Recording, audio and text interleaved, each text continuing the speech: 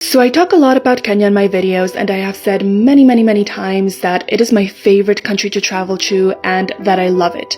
But I haven't actually talked so much about why I loved Kenya and what made it so special for me.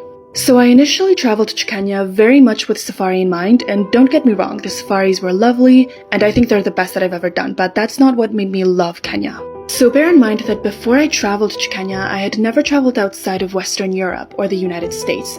And the only things that I had seen about Kenya and the African continent was what I was shown on mainstream media. And then when I reached Kenya and I learned that what I had seen in the news and the reality of Kenya, the bigger picture, were two completely different things, I was shocked. I learned how common stereotypes such as Africa's incredibly dangerous and it's just poverty are incredibly flawed. I got a taste of normalcy in a country very different from my own, and I got to meet new people and learn about other cultures.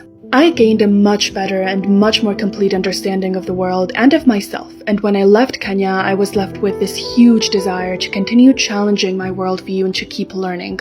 And for that reason, I continued traveling to African countries and countries all over the world, and it's also the reason why I share my content with you on TikTok and on YouTube.